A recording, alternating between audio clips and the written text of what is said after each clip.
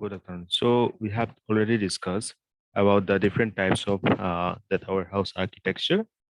You have seen that in the first one or the first tier data warehouse architecture, we don't have any medium or mediator between this incoming data and the data warehouse. Data from the different sources being directly stored in the data warehouse, and the users are directly accessing the data. Okay. Then there also we have gone through different types of files like operational system, flat files, and then we have seen the differences between the flat file and relational database. Then after that, we have discussed this second tier data warehouse architecture, also known as data warehouse architecture with staging area, and where you have seen that in between these data, different data sources and the data warehouse, one staging area is there to perform the ETL process. Then we have discussed about the three-tier data warehouse architecture, and you have seen that there, uh, this tagging area is there in between these different external sources of data and the data warehouse. Along with that, we have data merge. And what is data merge? That is nothing but a subset of data warehouse. This thing we have already discussed. Now, then properties of the tower house architecture, separation, scalability, extensibility, security, administrability. These are discussed with some examples. Now we have discussed top-down approach and bottom-up approach. Then their advantages and disadvantages. Then uh, we need to discuss about the differences between this data warehouse and the data merge, because this question is being also asked. So data mart and data warehouse, you know that this data warehouse, as per the scope point of view, we have this in this data warehouse as an application neutral, and the data merge are all for some specific requirement.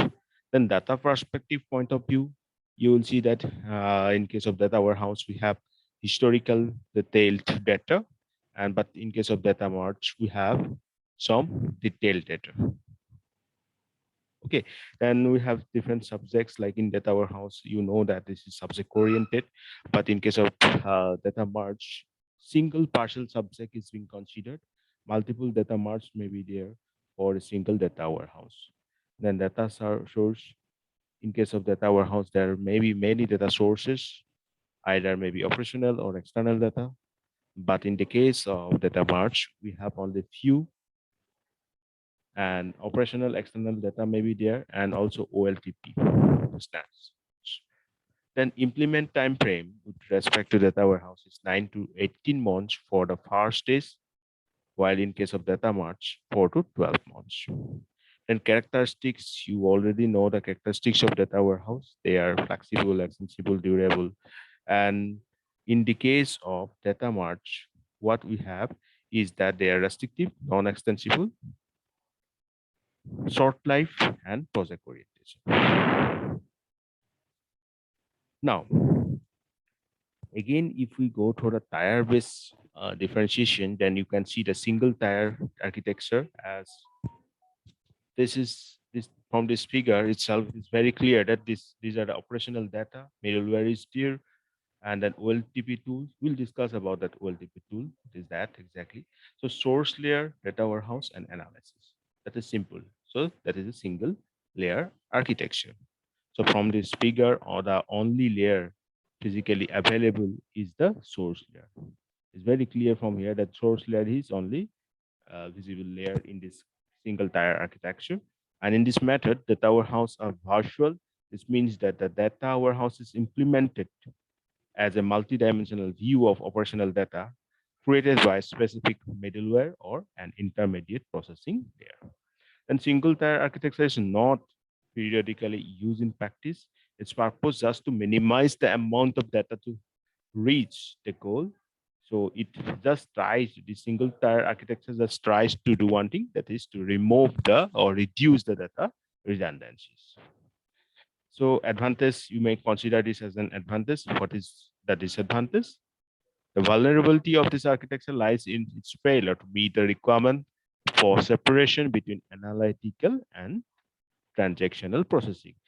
Because you know that whenever we include some mediator, this thereby we separate these things. Okay, direct accessment is not there from different sources of data. Now we are storing them in the data warehouse directly. There is no any middle layer to filter them.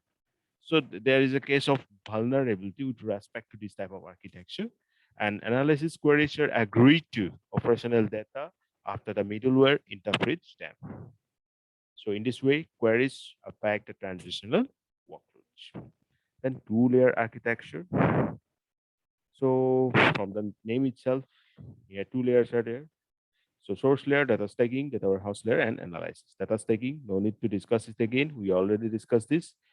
Then three-tier architecture, data merge takes place, and accordingly, we'll have separation of data, and so the vulnerability will be reduced.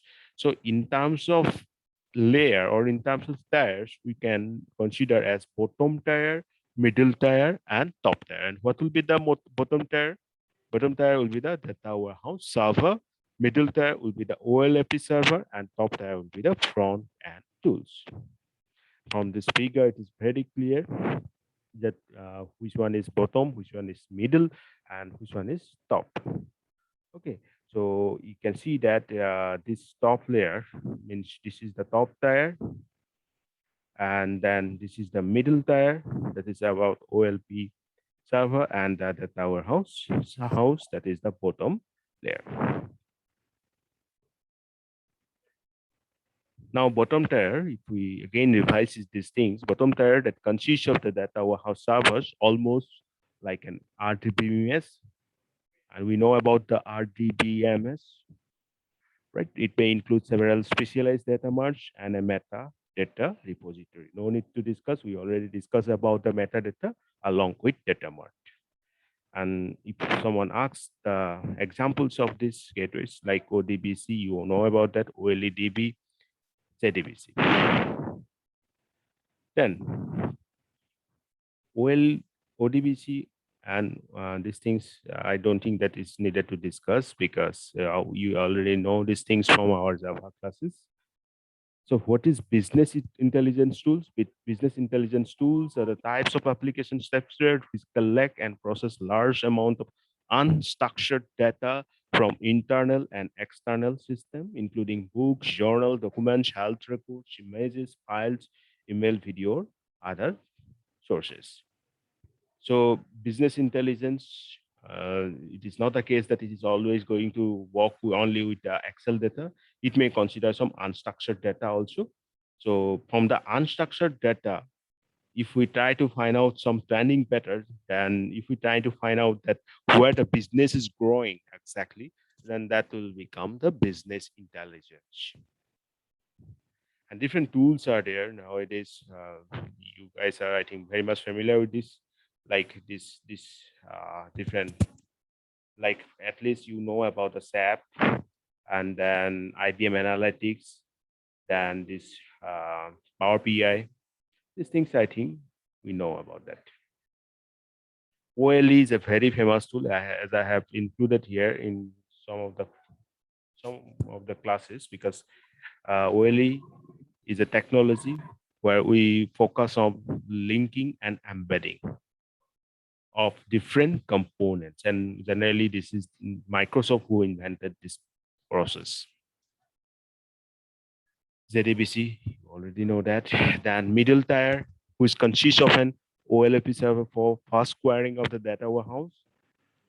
OLAP server is implemented either using ROLAP model, that is relational OLAP model, and extended relational DBMS that maps functions on multidimensional data to the standard relational operations, and then MOLAP, that is multidimensional OLAP, a particular purpose server that direct implements multidimensional information and operation. And the top tier, you know that the front end tools for the display of the results provided by OLAP, and some additional tools for some specific purposes like data mining, they are on the top tier. So overall, if we try to summarize these things in terms of figure, then we can have a figure like that. From this operational data basis, external sources, different external sources are there: extract, clean, transform, load, refresh, monitoring, administration. These are the data march, OLAP server. Then outputs either will be in the form of query and report analysis, or if we are very much interested to find a trend, then we of course going to use some data mining tools. So questions may be coming like that. Data mining tools will be a part of what type of means which layer or which tier of the three-tier data warehouse architecture. So answer you all know. Okay. Then mediator means this repository. We know that repository means where we keep the data for some period of times. And this metadata repository is already been discussed. So that's it. I think that is the things that I have to discuss about the three-tier data warehouse architecture. So today we have briefly gone through each of them. That is first tier, second tier, third tier of this data warehouse architectures. Then OLTP, what is that exactly? OLTP means online transaction processing. This is a common data processing system in today's enterprises. And OLTP examples like order entry, retail sales, financial transaction system. And these are primarily characterized through a specific data uses that is different from data warehouse environment. Yet some characteristics such as having large volumes of data and lifecycle related data uses and importance and these things.